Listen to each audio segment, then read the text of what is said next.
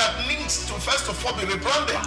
Minister said he's going to be putting Nigerian labor, Nigeria content and materials first. If you say Nigeria first and it is just us down here that, are pushing that agenda, it's going to be a big struggle. Do you think Nigerian firms, Nigerian organizations should start looking at getting their staff involved in this market or buying to keep for their staff? Within this side, let's also learn citizen diplomacy, see something. This is Soup Business Landscape. A very good morning to you and welcome to Soup Business Landscape. We are reaching you live from our studios in the commercial city of Lagos. I am Oyinpriye Krumale, just the way our forte is in business, economy and development. That is our focus, business, economy and development. Explaining how decisions in Abuja, Washington, London or Beijing ripple through Lagos, Port Harcourt, Nairobi and Johannesburg. Our program draws insight from data, expert commentary, and the institutional report, just where we'll be looking at the World Bank's report today to unpack the week's biggest economic stories and what they mean for industries, jobs, and households.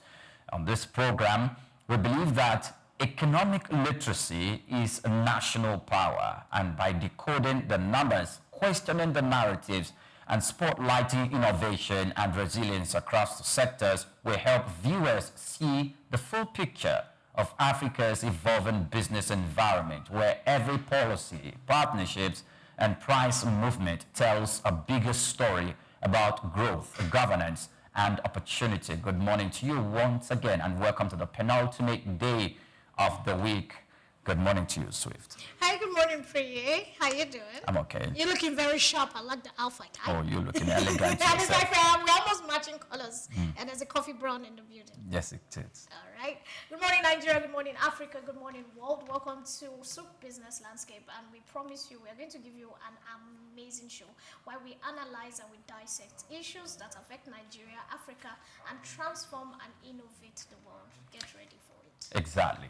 Now, first of all, our first story will be on the World Bank's Nigeria report and development update, and the report about 139 million people in poverty in 2025. The presidency publicly disputes that figure as exaggerated and not reflective of domestic indicators. And secondly, it was still based on the World Bank, where it says that Africa's polls, Nigeria is unlikely to reach the single-digit inflation figure in the near term and will remain one of a handful of African countries with a double-digit inflation through 2025 because of the currency pressures, food and energy cost dynamics, and structural supply constraints.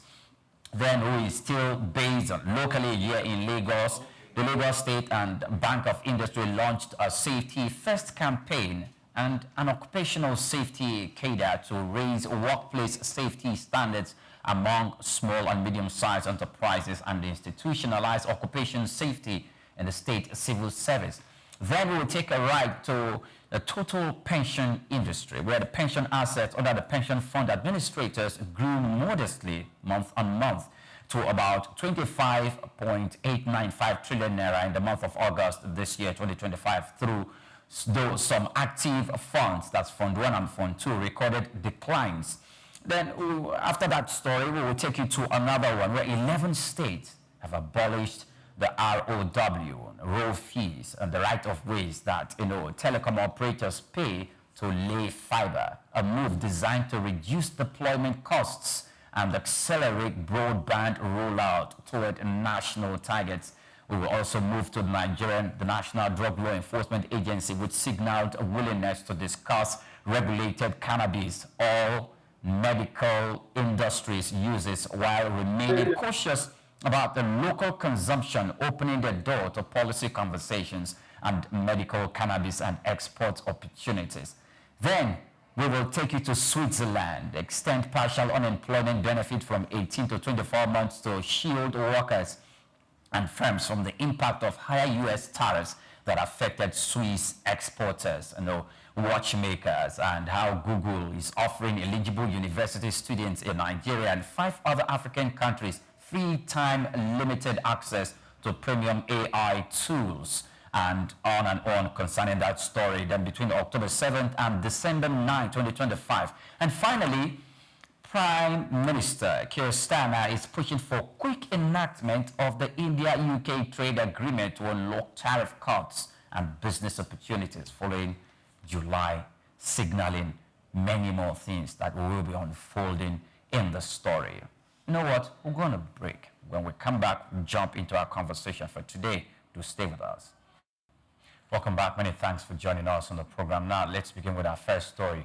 Presidency rejects World Bank's claim of 139 million Nigerians living in poverty. It has dismissed the World Bank's recent report estimating that 139 million Nigerians are living in poverty, calling the figure exaggerated and inconsistent with the nation's current economic condition. The report by the global lender had raised concerns about rising hardship despite government reforms. Reacting on Wednesday, the President Bola Ahmed Tinubu's special advisor on media and public communications, Sunday Dare, described the statistics as unrealistic and detached from Nigeria's realities. He argued that such assessments often overlook local economic indicators and government interventions aimed at improving livelihoods. Dare further stressed that poverty figures must be properly contextualized within the framework of global measurement models, which may not be accurately reflecting Nigeria's socio-economic diversity. He reaffirmed the government's commitment to ongoing economic reforms designed to reduce poverty and stimulate inclusive growth. Quite a back and forth. I was looking at Sunday Dare's comment on one of the dailies, and I saw part of his perspective for the argument, why the position of the global lender cannot be seen as one that reflects the economic realities in Nigeria, and how their models of measurement might not be putting a lot of economic indices into consideration. And he extensively mentioned some of the economic reforms that the government had taken. He also mentioned the strata of the economy, most especially the informal sector and the subsistence economic activities that he said contribute immensely to development and to, buoying the Nigerian economy, which the World Bank did not put into consideration. And in one aspect, I tend to reason with him, and in the other aspect, I tend to reason with the World Bank. But one thing that is in contention here is the number of people that the World Bank has given, 139 million Nigerians living in poverty. Yes. Now, the funny thing is, there's a basic question which I like. I like what the Nigerian government is finally doing, which I like what Africa needs to embrace. Who made World Bank an authority? Weeks ago, we had the same argument when a particular... The world made World Bank an authority. I'm coming. Where an international body claimed that the Nigerian life expectancy rate is at 55. Okay. And then I went and I told somebody that, look, I'm on a group with over 300 people who we've gone to school together and we grew up together. And the age range is between 60 and 40 in that group. And we have not lost anybody. So if you are telling me that the statistics in Nigeria right now is 55, it means that on that group, we should have lost about 150 people. So if from a small group, I know, it's like when they were bringing out COVID statistics and we started to argue, how many people in Obalende have died? How many people in Ikoyi died? How many people in Ikorodu market? At least we know that during the COVID, people in Ikorodu market did not stick to COVID. They were all out there, they were selling, they were all over the place, at least, while some other areas were quiet. So who made World Bank an authority? Where did they get their statistics from? Nobody interviewed me. Nobody went on the streets in Shogule, where I live in Oshodi. I didn't see anybody with data, with statistics. So where is their statistics coming from? The same World Bank has been praising the Nigerian government that they have been going in the right direction when it comes to economic reforms. They have said that the economic reforms they are doing, they are seeing it in the economy and how it's pushing forth. For a while, we haven't taken any loans. The federal government is just trying to take a loan, which Nigerians are upset about. And suddenly, World Bank is pushing the narrative now that 139 million people are living below poverty rate. I just think it is biased. I think it's not healthy, and it's right for the federal government to come out, because we are seeing a lot of international firms want to partner with us. Now, a lot of international firms partner with you when the kind of information that is coming out of the country is effective and is healthy.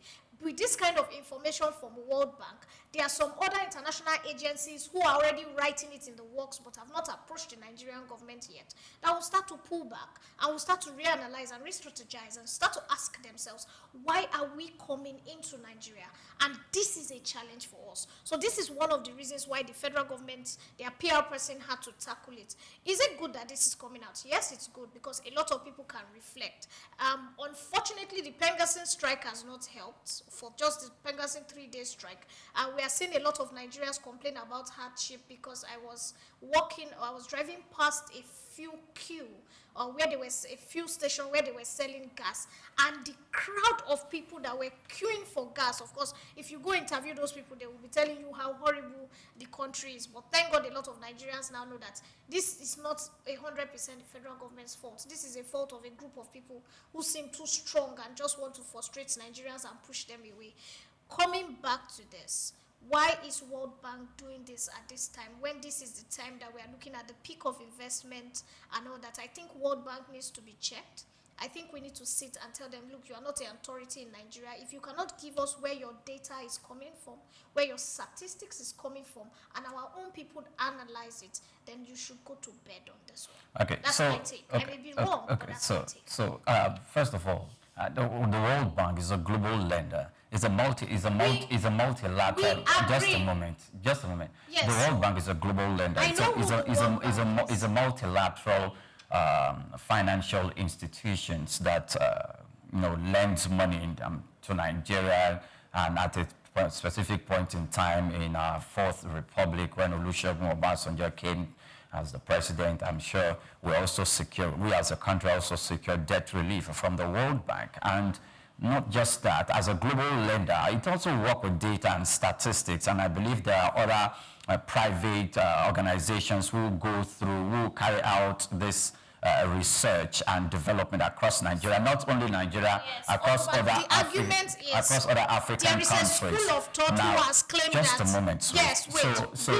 Just a moment. I am not lecturing. The World Bank is. Oh no, we are not lecturing. We are having a conversation. Okay. So just a moment. Okay. So if the World Bank has come up to do that, of course, the Nigerian government, it will be in its right state to come out to debunk it and to also present structural argument, just the way Sunday Dare came out to say that the PPP, this is not the public-private partnership, but the purchasing power parity, which they think that the World Bank has used as a method to measure Nigeria's purchasing power, and looking at 2017, 2018, 2019, and to base their calculation on that, did not actually put into consideration other factors. I think that's also a tenable argument coming from the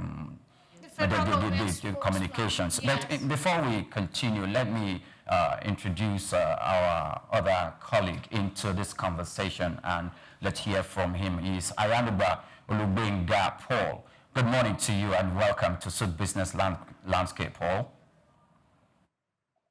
Good morning to you. Thank you for having me on the show. I do apologize for the darkness. It's they just took lights now, but we'll be back in less than 30 seconds. We are switching to the generator. But the topic you are speaking to is a very critical topic. And the question we should ask the government spokesperson is not about whether World Bank is right or World Bank is wrong. I understand where Swift is going to, and I understand that sometimes we need to question the logic behind some of these analysis by these international agents, because all the analysis that they do, they are all giving it with an agenda in mind. And that agenda, does it speak to our national needs, or is it about just trying to disparage the Nigerian government so that they can be able to meet their own needs? So, but while having asked that, that Swift did, we must also ask the government, why is it that when all these international agencies give good and positive reports about you, you are quick to applaud them to use their statistics as yardstick for measurement of your development stride? Why is it that you only want to take praises and not criticism? That is the question we should ask the government. And as to where World Bank is getting their statistics from, I can tell you for free that they are getting it from Nigeria, they are getting it from Nigerians. Uh, not just World Bank, IMF, many of those international organizations have multi-level infrastructures and strata for information gathering in the country. They gather even information that our government has not been able to gather. For example, I think 2 weeks ago or 3 weeks ago, I came across a data. It was not a public data, but it's about diabetes prevalence in Nigeria. And I looked at the data set and saw that these guys went villages to villages. All the 8,908 political wards in the country were covered. All the villages in some of, because in some of the political wards there are two, three, four villages, they were covered. They were duly represented in that data set. So the fact that some of us do not have access to this data does not mean that they are manufacturing data out of the air. Every time they pay university professors, they pay even final year students and master's degree students to do projects relating to research of interest for them. And some of these form the background for data. I remember was it was early this year or middle this year. A friend of mine was trying to do his PhD thesis, and part of the thing he needed to do, because his course relates to transport management and things like that, he had to go to different locations and also pay other people to go to different major expressways across the nation to count the frequency of vehicular passage, one, to count what type of vehicle passes and what is the frequency of such vehicle. And he had people in more than 40 locations in the southwest to cover that in major expressways. So that person cannot bring out his finding and then we say where is he getting his information from. While they are doing the information gathering, they won't shout to the world. But once the information are gathered, they will clean the data and then derive whatever information or knowledge that they want to derive from the data set. And for every development that the world has enjoyed, it is people who have gathered data like that and are not shying away, even when the data is not pleasing for their narrative. Rather than shying away, they are looking at finding solutions to the issue. So for me, I don't think we should query World Bank and say where are they getting their data from. I agree that yes, they might have an agenda either to force our hand to take loans from them, or because World Bank is not happy that we are taking loans from Chinese, because the Western axis of power control the World Bank, and Chinese is like a pain in the behind for them. So all of these factors might be part of their agenda, which I quite agree with Swift on. But at the same time, if you go to the street and you check, you don't use Lagos condition to check. I traveled across the country a whole lot because I'm an MC during the weekend. And so I go to MC events all over the country. And when I go like that, I always like, to go to all the what we call in local parlance, the lungus, where not the posh area. I want to see things for myself because I'm a curious cat. And with what you see there, I don't think World Bank is lying, because what is the yardstick for their standard of below poverty line? They are saying if you are not making $2 a day, if you can't spend $2 a day, $2.5. and $2 a day is is it $5? $2.5. No, let's even put it, $2.5. God bless you. So if you put $2.5, that's 3,750 naira.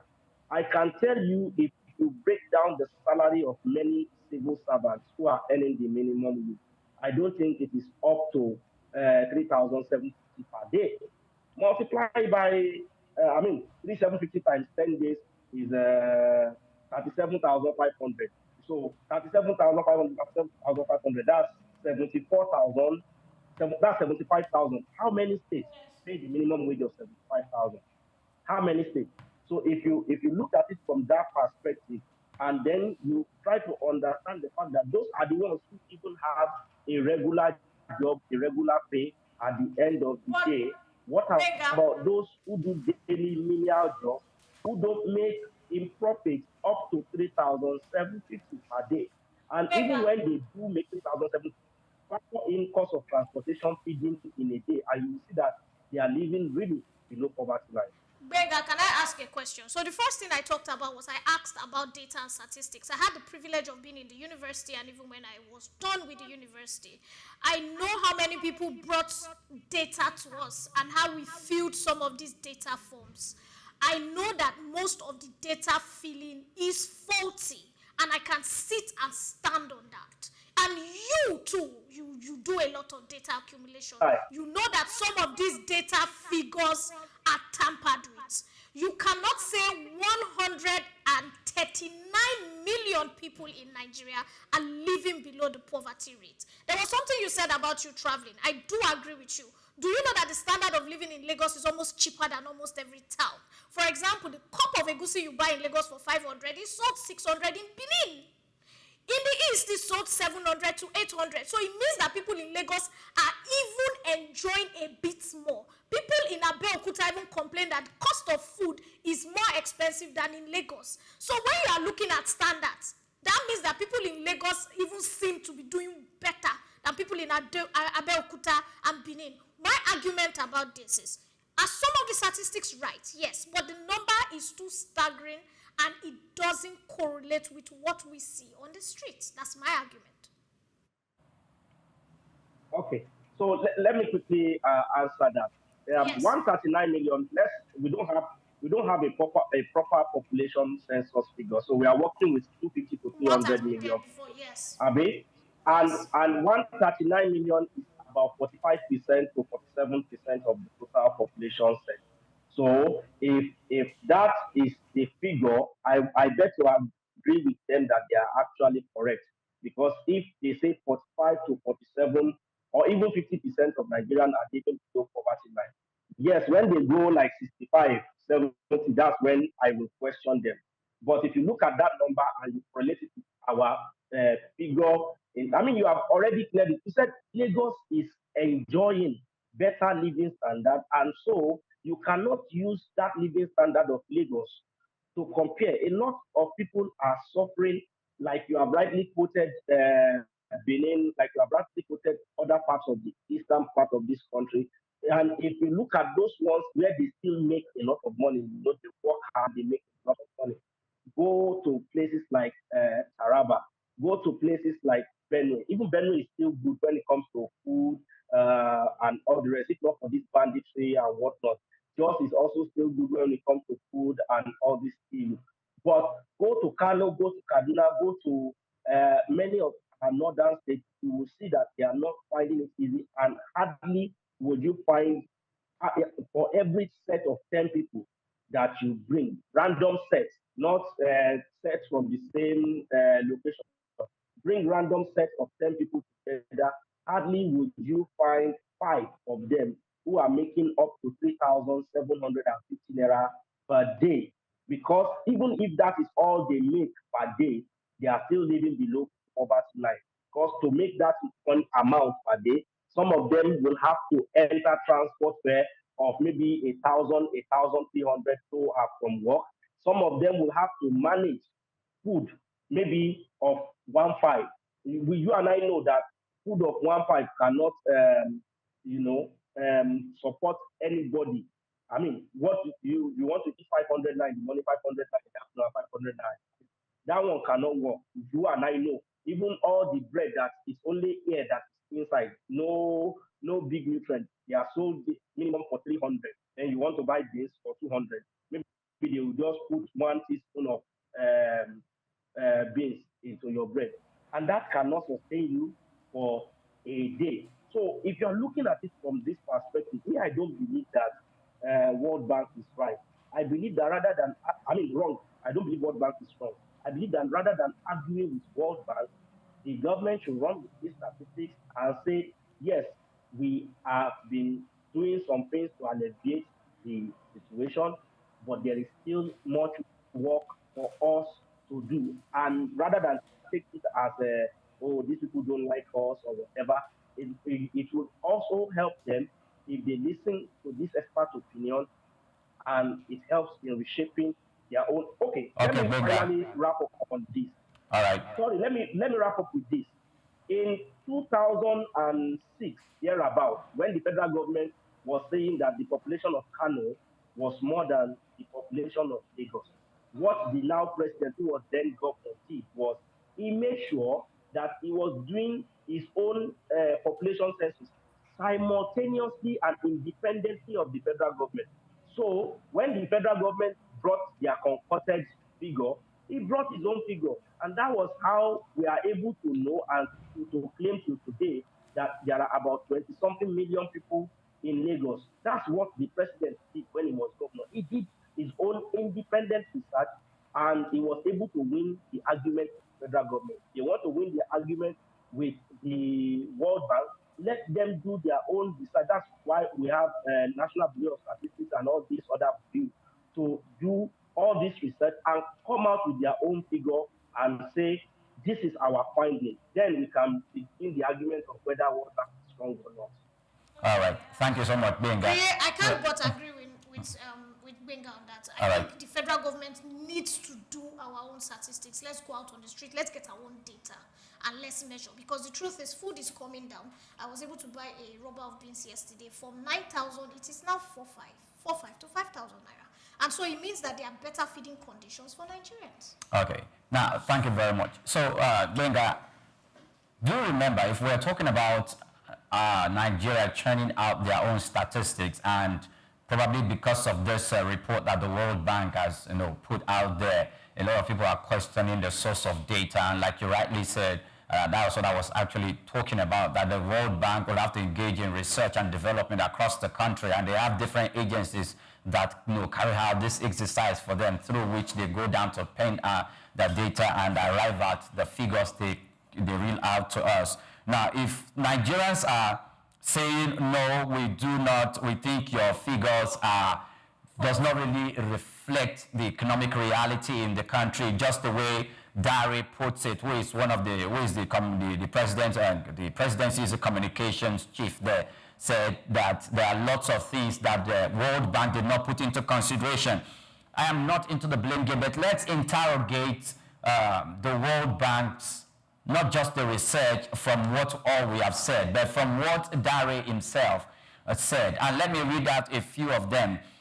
Among some of them, he said that we have the conditional cash transfer, which is meant to expand to reach up to 15 million Nigerian households nationwide with verified digital enrollment through the National Register. And over 297 billion naira has been disbursed since 2023 to poor and vulnerable families. The Renewed Hope World Development Program, that's another program that is a new initiative targeting the 8,809 electoral wards, delivering macro infrastructure, livelihoods, and social services directly to the community level. Also, he mentioned the National Social Investment Programs, strengthening components such as the Empower program, the GEEP micro loans, that's the trader money, the market money, and the farmer money, and homegrown school feeding projects to job creations, encouraging small enterprises and keeping children in school. Food security initiative, distribution of subsidized grains and fertilizers, and mechanization partnerships, and the revival of strategic food reserves to curb inflationary pressure in staple food. I'm going to stop there. Let me measure another one. Renewed Hope Infrastructure Fund, which is meant to finance critical energy, road, and housing projects to lower living costs and stimulate local employment. National Credit Guarantee Company, expanding affordable credit to small businesses, women, and youth entrepreneurs through risk-sharing mechanisms.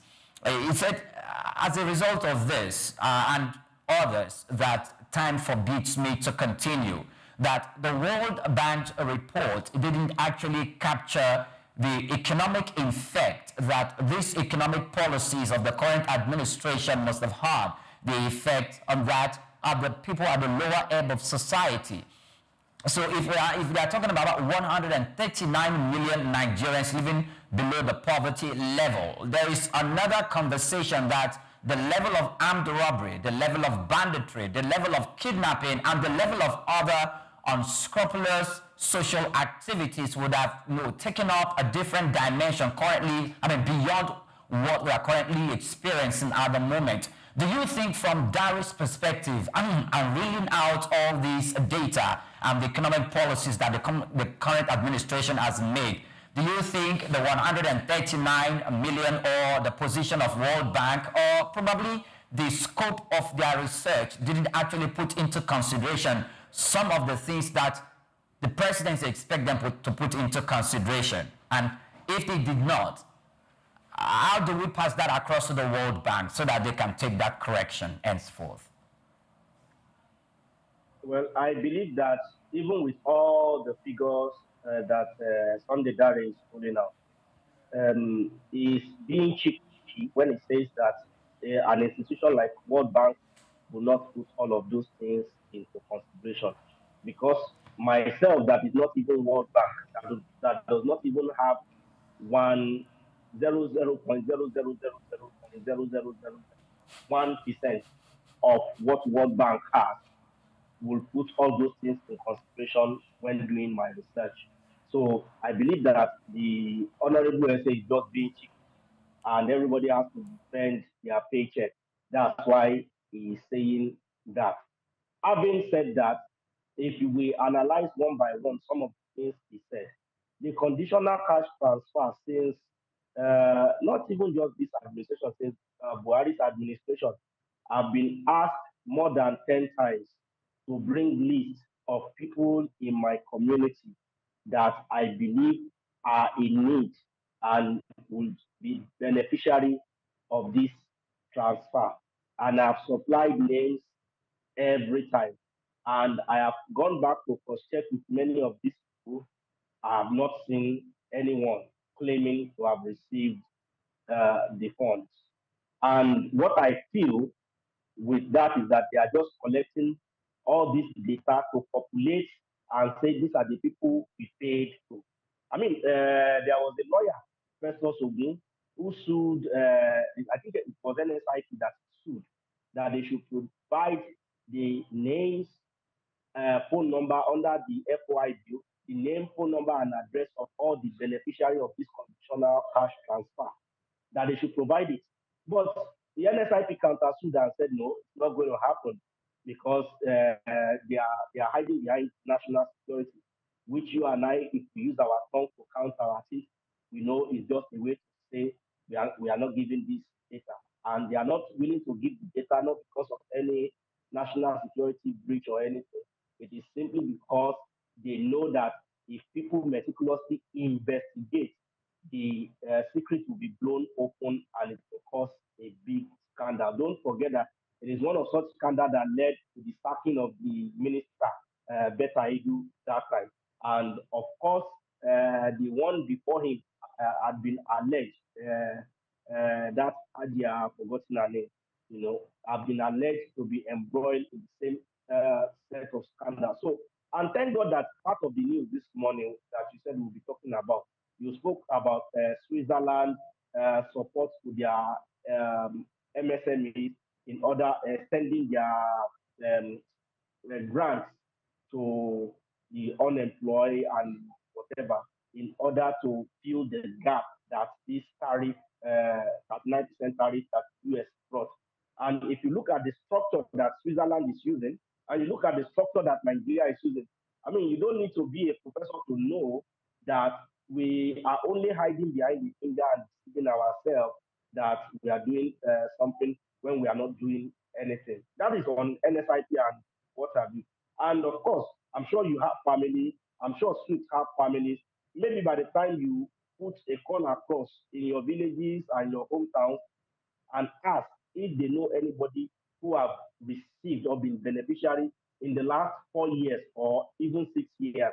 Let's add the second 4 years of Buhari and the 2 years of this. Then, if there are tangible number of people who can tell you from your circle that, oh, they have received, then we can be bold to say these things is going, because most of the time the truth will not say we shouldn't speak. For somebody like me, I see it as money for the boys. That's, I might be wrong, and I pray that I am wrong, but I see it as money for the boys rather than it getting to the people. And there are too many scandals that have come to open to show to us that actually this thing is not getting masses that they claim it was getting to. Agricultural support that they said, why can't they go back to Akinwumi Adesina's e-wallet that he did then, that ensured 100% transparency to make sure that agricultural implement and support from federal gets to the real farmer, Mr. and Benga, not to some carcass of people who go and sell these things. Mr. Benga, can I pause you for a minute? So, you just talked about the disbursing of the money. I was one of the people that was skeptical because I filled the form and I didn't get kobo. But in my office, I found somebody who came out and said, look, he received his own money. And on my street, I talked to like 3 people because I decided to do my own findings that this is faulty. Because at that point, there was, I think the Minister for Women Affairs, the new one, she came out to say they were using people's BVNs and NINs before they disbursed this money. That was as of last month or 2 months ago. So I went out to do my own finding, and I think I now know 3 people who have received. Yes, a very small number compared to the people I know, but was money disbursed to some people that I know? Yes. Okay. So I just wanted to defend that. Thank you for that. Yes. No, it makes sense that it's verified, because that is only way we can also learn. The people in my own circle might not be lucky, or for whatever reason did not get it. So it is good when we compare figures like this so that we'll be able to understand, and in fact the government officials out there would also understand that we are not analyzing because we hate them. We are not analyzing out of, I don't know, maybe hatred. It is just we are trying to say, look at this thing holistically rather than being defensive. This is a call to duty. This is a call for you to stand up and get things done right. Don't wait for when they are praising you only, putting their figures. Okay, thank you very much. Now, let's go to our second story, and by the end of our second story, maybe it will be the appropriate time for me to pass something very, very important information. Now, Nigeria's plan to achieve single-digit inflation in the short term is said to be unrealistic by the World Bank, warning that the country remains among few African nations battling high consumer price growth. In its latest Africa's Pulse report, the bank projected that Nigeria, alongside 8 other countries, would maintain double-digit inflation through 2025 due to currency depreciation, high energy and food costs, and structural bottlenecks. While 37 out of the 47 African economies are expected to maintain single-digit inflation by 2026, Nigeria stands out as an outlier. The report also noted that this contradicts the optimism of key government officials, including the finance minister and the central bank governor, who have repeatedly pledged to lower inflation through fiscal and monetary reforms. Despite a rebound in oil production and an improved growth forecast, the bank said inflation remains a major obstacle to household welfare and business confidence. It urged African governments to prioritize structural reforms that ease the cost of doing business and create jobs, particularly in key growth sectors such as agribusiness, tourism, housing, and health care. Okay. The World Bank, in trying to say Nigeria... just say my best friend, World Bank. Just say my best friend, World Bank. Because you like them so much, Ray. No. So I think they are, whilst they are trying to say Nigeria getting a single-digit inflation. Now let's bring it before the economic rebasing took place this year. We were about 30% or so, more than 35, if not 37, 38% inflation in the country. Yes. And after the economic rebasing, set in, we jumped down to about 20-something percent. Which is still high. 20-something percent. And so there's this call that even now that we're still in double-digit inflation, even though the target, the aspiration or the big dream of the current administration is that we get to a single-digit inflation.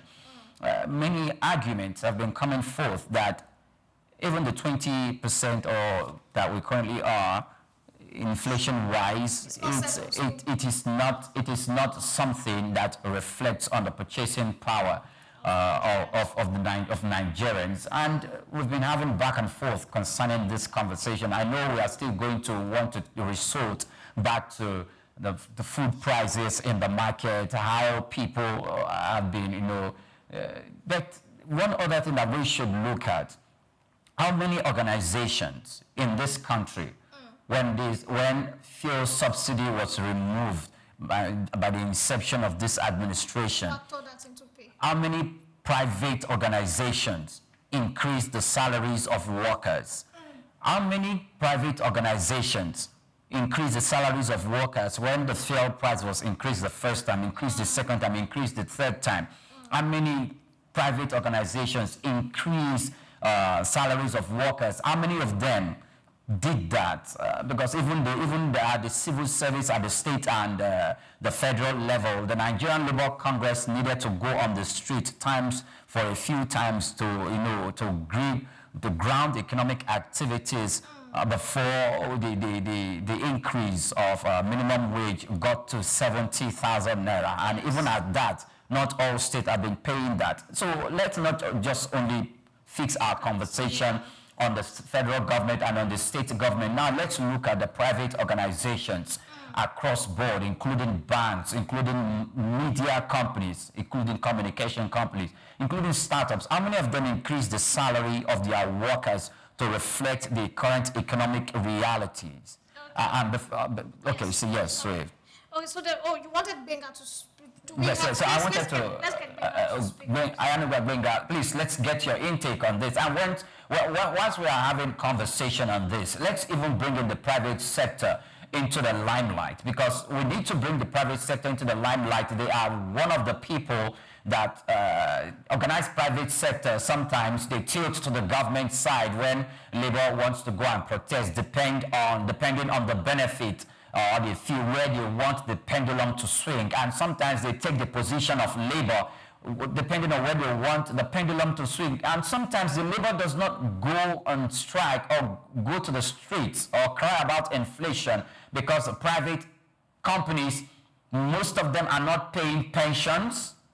Who holds them to account? Both private companies, who holds them to account?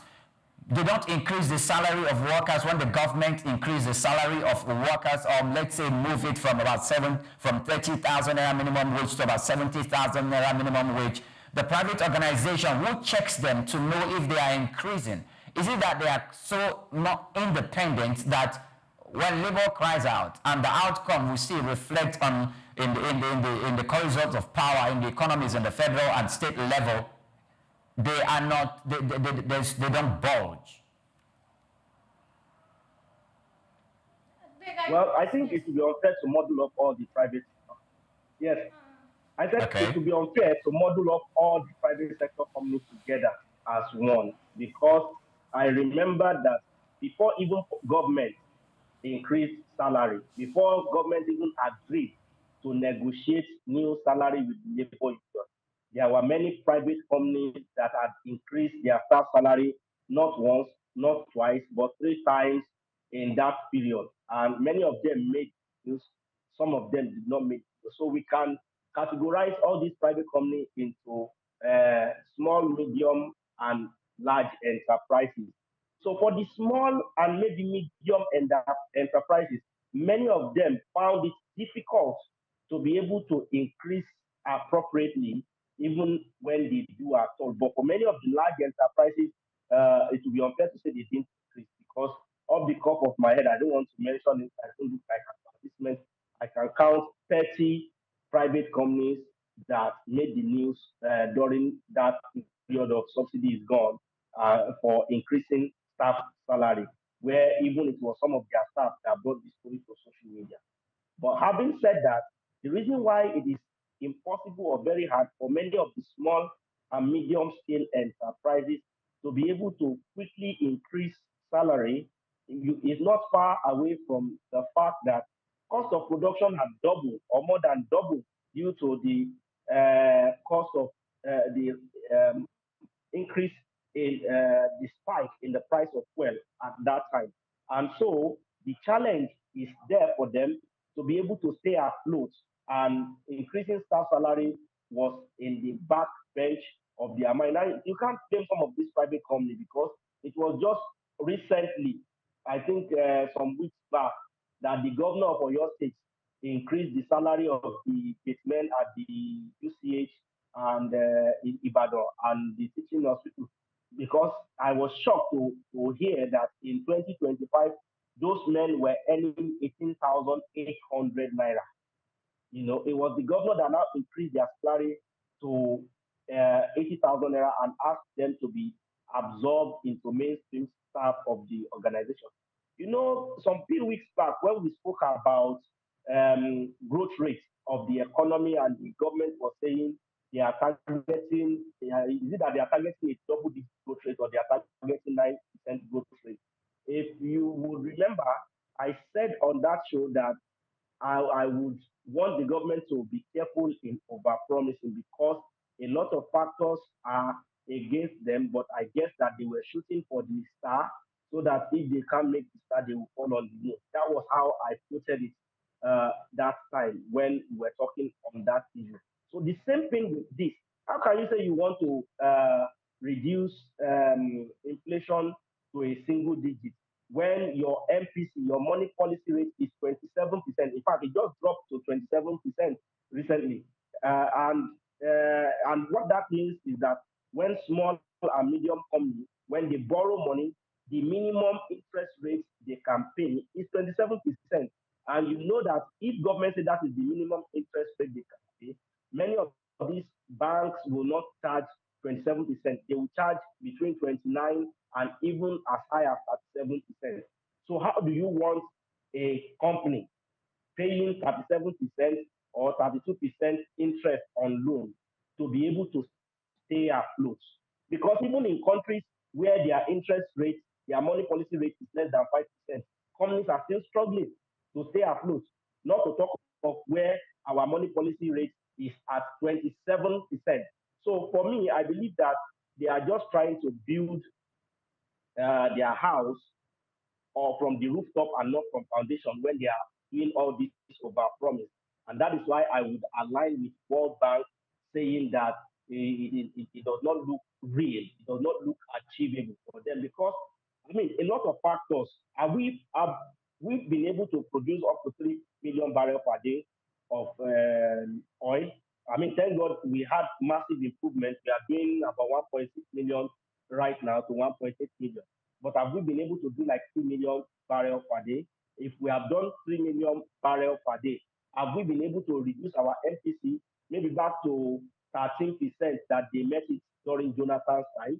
If you are going to reduce it back to 13% or 14% that they met it from Jonathan era, then we are only deceiving ourselves if we are putting all these figures. And it is quoting figures like this that put the government into problem because now you have raised people hope too high, and when you fail to deliver on the promise, you will now be saying, "Oh, all these international agencies, their figures are not correct. They are sabotaging your effort." But you don't sabotage yourself by over-promising what you know may not be achievable. Let's be realistic with ourselves. Okay. All right, thank you. Yes, Yeah, before we go on a so break. talking about this, there was something you mentioned about the private sector. We must not forget that the private sector, they are the machinery that runs Nigeria. At least 70% of workers, or let's say 60%, are employed by this private sector. So we cannot take it away. There's a Latin saying, it's a nemo habit. Can't remember the rest of the quote. You cannot give what you don't have. There was a private sector I was working for at a time, and during the fuel scarcity, the inflation and all that, my boss called us and said, do we shut down?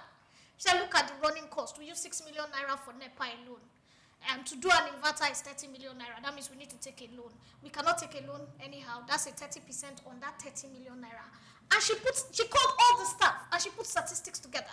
She said, if you want to leave, leave. If you find somewhere better, leave. Guess what? 80% of the staff remained because you were getting something, and it was better than going on the street with nothing. Let's be honest, the private sector is just now that some cushioning effect is coming in, and especially with the taxation where they are being told they won't pay tax and all that. The truth is the private sector has actually been hit a lot. From the fuel hike to diesel hike, a lot of private sectors had to sell off their diesel generators at that point and start doing fuel and cut down electricity. We saw private sectors that they were closing down, offices and saying don't turn on the AC and all that. Let's leave that aside. And when the World Bank is talking about these figures and the Nigerian government, are we trying economically? Yes. Can we do more? We need to push more. Because, like Benga said, most of the things they promised, it's like hitting for the stars. Are they accomplishable and they're achievable with time? Yes. Like I said, part of the problem the government has is implementation. Now, it is weird that these statistics is coming off a week of a very delicate strike from Pengassen. So it looks like from this strike, if not for Dangote refinery, what would have happened in Nigeria from that 3-day strike is the same way we are seeing gas queues. We would have been seeing a 3-week fuel hike and queues, if not for Dangote refinery, because they would have said they were not importing, there was this, there was that, if Pengassen had gone on strike, for example, and that would have crumbled the economy. Now, that didn't happen because of the swift move of the federal government, the swift move of Dangote to get a court injunction against Pengassen so his fuel tanks could move, and so we did not experience that shortage of fuel in Nigeria. And suddenly this information is coming up. I'm very sorry to say, I feel very biased towards IMF. IMF is an amazing organization, but I, as an African, as a growing economy African, one of the people that stand with my economy, I'm very biased because it was IMF who advised most African countries to devalue their monies. And the devaluation of Naira and cedis of Ghana and a couple of other countries till now has still not helped the economy. We are seeing our money almost, I would not say like tissue paper compared to the dollar for Naira, for Ghana. And so anytime they bring out their statistics, I stand on, I am very biased because they have not been African friendly over the years. A lot of people can argue this is my point of view, this is some other people's school of statistics.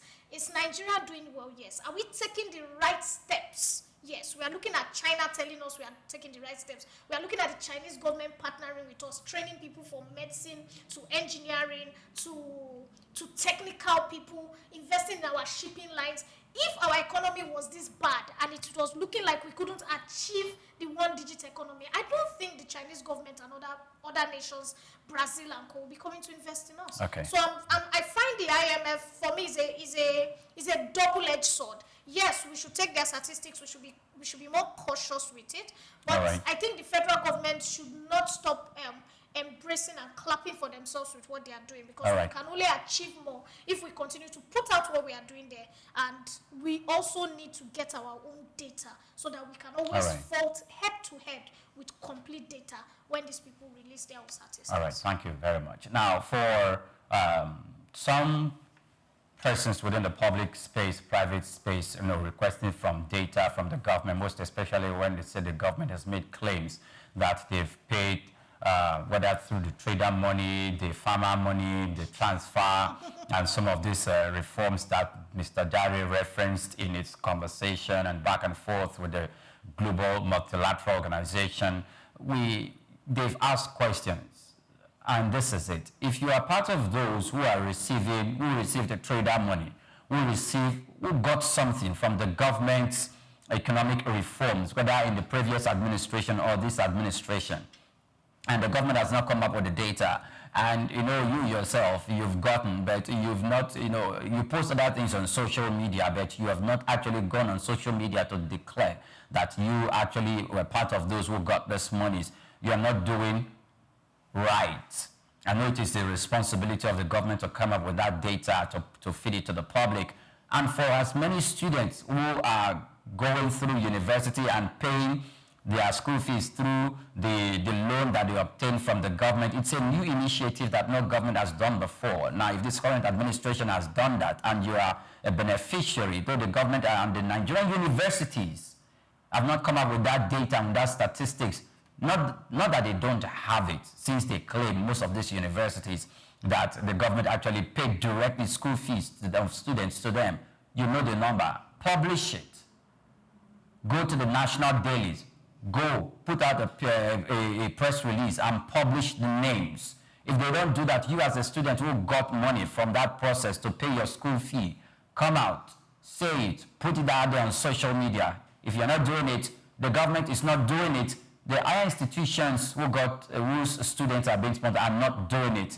Then there is no data out there for Nigerians to bank on. Would they be right when they start putting out criticism against the government? Your answer and your response is as good as mine. We're going to break. When we return, Souk Business Landscape continues. Do stay with us. Welcome back. Many thanks for joining us on the program. You're still watching Souk Business Landscape. We're reaching you live from our studios at Souk News TV in the heart of the commercial city of Lagos. I am Oyinpriye Krumale. We've been doing this with Swift Aderinto and Ayannugba Olugbenga Paul. Now, before we go to our next story, let's quickly look at what social media is saying. I'm going to take a message from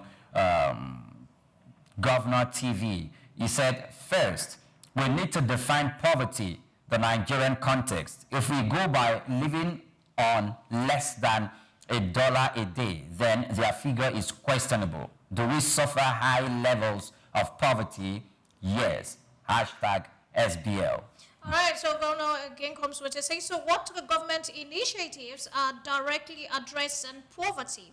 This replies that we should be putting out for the World Bank, not the argumentative right or wrong response from the bank. Okay, I want to quickly run and take Idausa Osamanze's comment. He says, some banks in Nigeria are paying up to 500,000 naira to graduate entry level. Even drivers are earning between 100 and 250,000 naira. I think he was referring to my question about the private sector participation and what they are paying. And somebody comes in, Governor comes in again and he says that, remember the World Bank and our sister institutions gave Nigeria interest loans to share to poor people, not a loan to initiate skill acquisition or start a business, but directly share cash. Thank you very much for this, because this is the argument we're talking about. You, the World Bank, who is now coming to say that our economy is not looking good, we are not going to achieve the single digits. You are giving out loans not for skill acquisition, which China is doing. You are giving out loans that we should share. You are more interested in us buying rice and sharing for people. Chinese government is putting in skill acquisition projects, pumping in money. Skill acquisition projects will build the economy in the long run. So government is thinking the way I'm thinking. So at this point, I will fault IMF. I'm so let's move to our next story. Linda, I hope you are still with us. Now, the Nigerian pension assets under the management of the Pension Fund Administration and oversight of the National Pension Commission, PENCOM, rose by 97.88 billion naira in the month of August 2025, reaching a new high of 25.895 trillion naira. This marks a modest 0.38% month-on-month increase from the 25.797 trillion naira recorded in July, according to PENCOM monthly industry summary. The report highlighted that growth reflects the continued resilience and strategic development within the pension sector. However, despite the positive headline figure, underlying stress remains, specifically Fund 1 and Fund 2, the most active components of the pension structure, suffered respective declines of 10.185 billion naira and 8.104 billion during the review period. Analysts suggest that while the overall growth is encouraging, Declines in key fund categories point to the need for closer scrutiny of investment strategies and market condition. And it continues to talk about the industry and how it needs to navigate the challenges as inflation, currency volatility, shifting portfolio allocations, and the rest. Yes, Benga, pension. Pencom has come to tell us that yes, we've got some marginal increase, but there are still some subsisting challenges that that we need to take care of to to make it very, very plain and easy for investors to conduct businesses. But in line with our pensions, what's your perspective, most especially with regards to this story?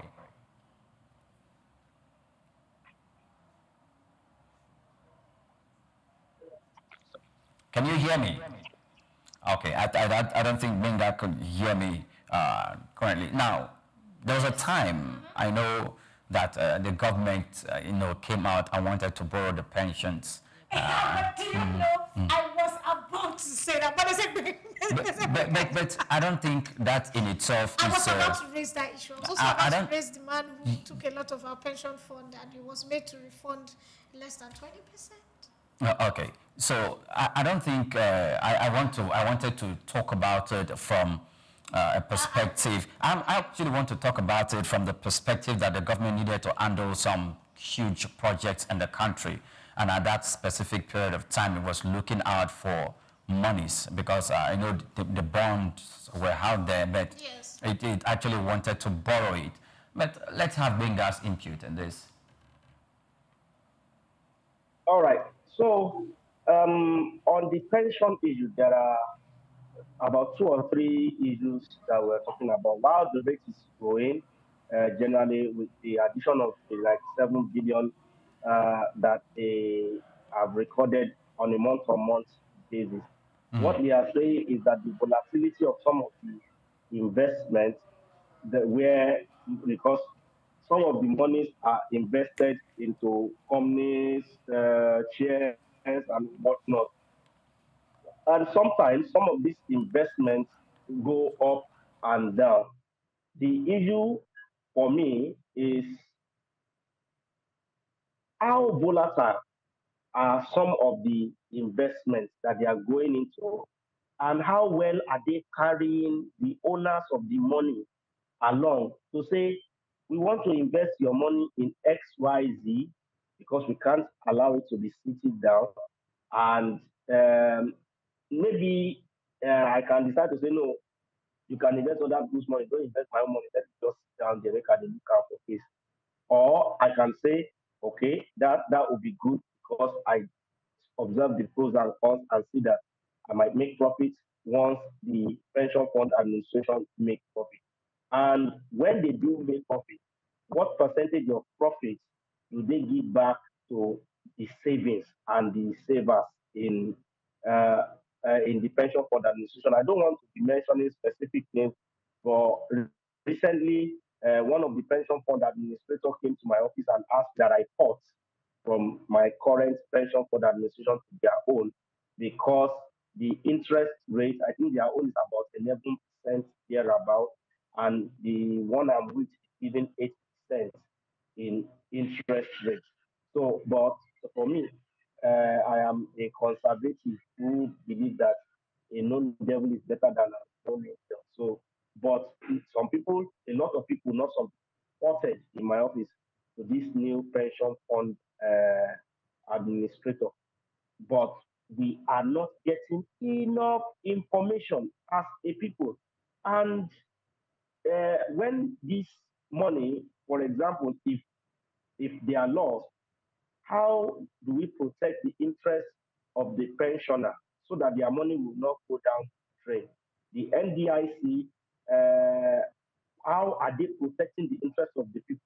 I remember recently when I wanted to buy some new plots of land, and I was looking at a whole lot of money sitting in my pension fund, and I want to borrow less than that same amount of money to pursue my business interest. I can't. Yet these PFAs can access my money and do with it as they like. I mean, in their quotes, we're made to understand that they lost about 10.1 billion or thereabouts in the month between July and August this year. It's small money for them, but at the end of the day, what is the overall when it's spread over the whole PFAs? Because if somebody is having 3 million naira now and you are losing something that will deplete his money maybe by say 50, 100,000 naira, maybe he might not know. He might say, okay, they are still good.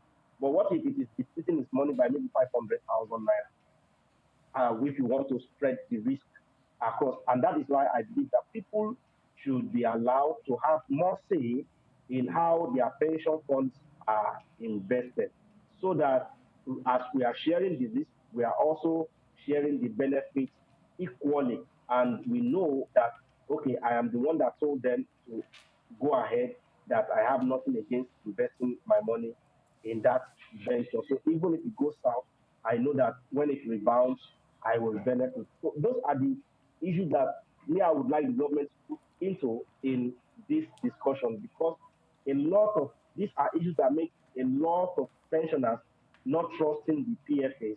Saying, why would you tell me that until I'm 50 that I will be able to access a certain percentage of my money, and then now be the one to determine how you spread the rest, when I can take my money in one whole chunk and invest it in something that will turn my life around for good. So the new laws, the new reforms by the federal government, yes, the PENCOM is working, and that is why you are having the results in increased pension funds that are coming in. But then our PFAs under PENCOM should also be careful in ways and manners through which they invest these funds, such that we can be bold to say my future is secure. That's what I would like to say on that. Okay, Thank you. so before I bring Swift on this, I want to point the fact that some of these pension fund administrators, like you rightly said, I actually had experience with a few of them who came to me and said, you can use, if you are out of work, if you are out of job, you can access within the space of 3 months or 6 months, you can access 25% of your pension deposit with the pension fund administrators for that period of time when you are not employed, and you can use it as a form of upkeep or to do a macro small business for you to subsist on pending when you get a better job. But it's like, I don't know if that's really function, if it is really operational, if that's what holds sway, because I have experiences with others actually who told me the same thing, that this specific pension company refused to give them that same 25% that they came to advertise to them for the people to subsist on while they are out of job, because this person I spoke with, they were out of job at that point in time, and this pension organization were telling them to go and fulfill some bureaucratic procedure. You write later, you meet with your previous organization, and they use that to delay. But the thing is, who investigates these processes? Yes, Menga, you want to say something? I said when they were taking my money, I didn't have to go through that bureaucracy before they took my money. You don't have to. It is now when you now need it, they're not telling you to do that. And that's not right. So we need maybe the NDIC or a subunit of the NDIC, including the Central Bank of Nigeria, will need to, to put out an agency that can protect the people's money. I know the NDIC, that's their core responsibility, but people who cannot access their pension fund at that particular point in time, that they are out of job, so they can access some of these funds. And also, the second thing is organizations that flout the government regulatory law, that do not pay pension to their staff, needs to be held to account. who holds them to account? Who investigates this process to bring them into the frame? Because if they had brought them into the frame of things, and if more organizations are paying pensions, probably the profit and the monies we have now would have gone more than what we currently see being published here. Yes, sorry, I need to jump in before you come and analyze the second question. So the first thing is, let's find out what is pension. Your pension is supposed to be your retirement fund. That's your go-to fund when you retire. Now, to make it more attractive nowadays, the pension body has decided to open that, okay, in case you are out of job or you are going through something, you can go to your funds. But remember, the funds are your go-to when you retire. I have a privilege of having parents who are retired and who earn a pension. I don't need to send them kobo because at the end of the month, they get their monies. Have the pension funds been paying pension as of when due? To my knowledge, yes. That is the most important thing. Every other thing we are doing, I'm sorry, it's saying, oh, you needed money for something and your monies are sitting in your pension. It's your go-to funds. The children you are training, you can never tell if they will have your time. You can never tell if the investments you are doing right now. It's that little fund that at the end of the month, when you are done serving the country and you are too weak to get a 9 to 5, that comes at the end of the month and you can feed yourself and pay your rent and touch up your old house. That is the reason for the pension fund. So let's not lose focus and be saying, oh, they are not giving us loans and the... Secondly, for the bureaucracy of, you understand, receiving funds, I do not blame them 100% because Nigerians are amazing people. And the same Nigerians who go and borrow 25%, you're entitled to 25% of whatever you have saved if you're out of a job. There will be the same people when they retire that will come and say, look, the pension fund cheated us out. Yes, I am not very excited about the investment of the pension. I think they should do more critical analysis before they put in people's monies because I do not like the fact that they are losing money. That's a red flag for me. I'm not very excited. I think they should do more of mutual funds that are risk taking. The risk taking is not, the percentage is not too high. Now, for the fact that they have seen more income coming in, we need to give kudos to the government. It just shows that because of the new taxation law, a lot of offices are afraid. You must account for why you earn this much and why your pensions and your workers' taxes are not being paid. So even the pension bodies are going to see more monies come in. Now, for the, like, there was something you raised about the private entities who refuse to pay pension. I worked for somebody for 10 years and I was not being paid pension. My pension was not being paid because the person said, look, you are a contract, turn our payment to contract. And so the pension I have is from an old office I worked in 3 years ago.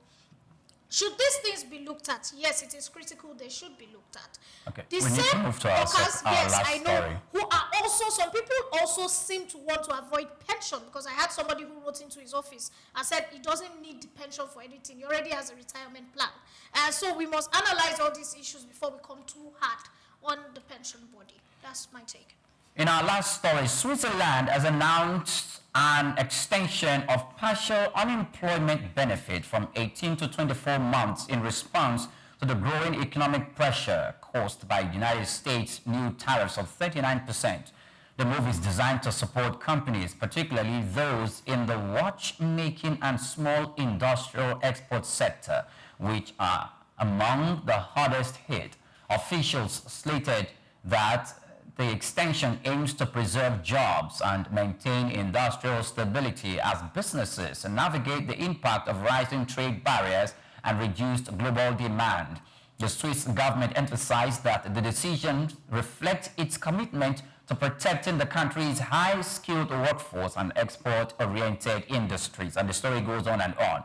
Because of time, we may not be able to take all of our stories. But before we leave, Benga, you made reference to this story whilst you were addressing a few issues on the stories that we've looked at earlier. We only have 5 minutes to round up the program. Could you do that in a minute and a few seconds? All right. I mean, this story, you can tie it together with the Kestama story in India. Yes. Where Kestama is trying to hurry India to be able to do their, what do you call it, business deal, because a lot of them are feeling the pang of the tariff from US. And I think Donald Trump is winning because many of the US companies who went out for the purpose of profitability are now returning back into the country, and they are now saying we want to invest more in the US mainland. So, and this is affecting especially the watch industry and the chocolate industry, which Switzerland is known for. That is why the government there says we can't wait and allow a total collapse of industry. We will support them for a further 6 months rather than the 18 months that we want for. We will support unemployed individuals in the country for 24 months. And unlike Nigeria, there is a high level of patriotism. Even if you don't want to be patriotic, they have all your data, so you can't lie, you can't say I've not collected where you have collected and things like that. So with that, it's reducing the pressure on many of the small and medium scale enterprise so that they can adjust to find quickly other markets where they will target now that the tariff is making US less competitive. And I think this is an opportunity for Nigeria, for sub-Saharan Africa to position themselves not as net importer or consumer, but as a co-partner in providing alternative markets for some of this industry that will be a win-win for the nations across Africa. And there are so many like that. You see, the UK itself is under serious pressure, and that is why they are trying to hurry up India. And this shows to you the lie, where they will come in public and they will berate Russia for attacking Ukraine, but yet they will go behind the scene and go and buy Russia oil that is refined in India, and then do business with India, who is just fronting for Russia on so many fronts. But this is what it is. I just feel that our national economic team, economic advisors should sit.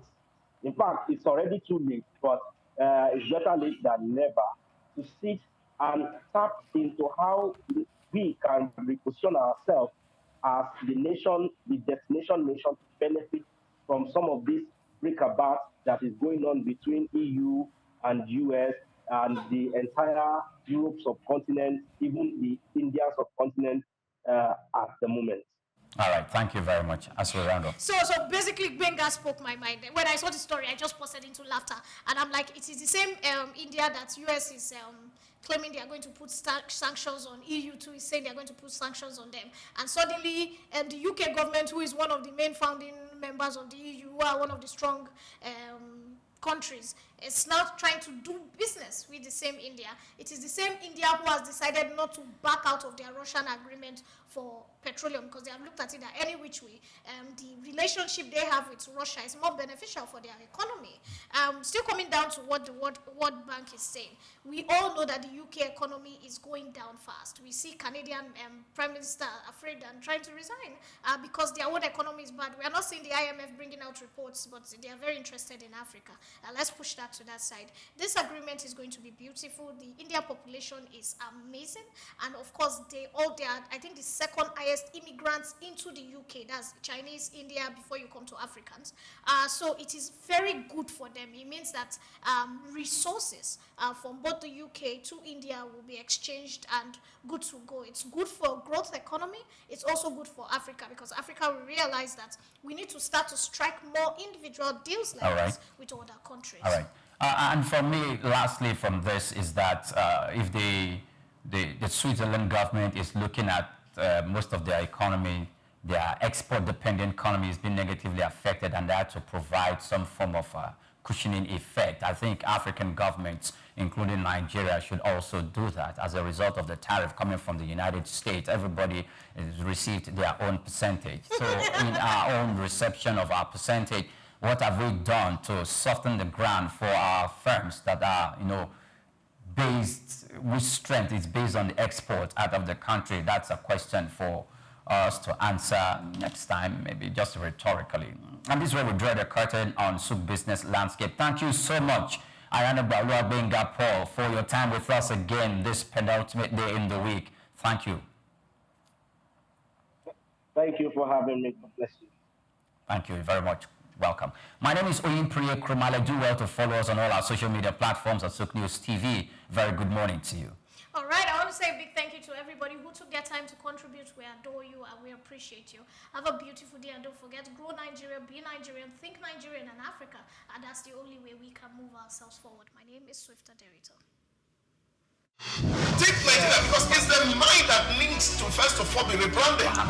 Idris said he's going to be putting Nigerian labor, Nigeria content and materials first. If you say Nigeria first and it is just us down here that, are pushing that agenda, it's going to be a big struggle. Do you think Nigerian firms, Nigerian organizations should start looking at getting their staff involved in this market or buying to keep for their staff? Within this side, let's also learn citizen diplomacy. See something. This is Soup Business Landscape.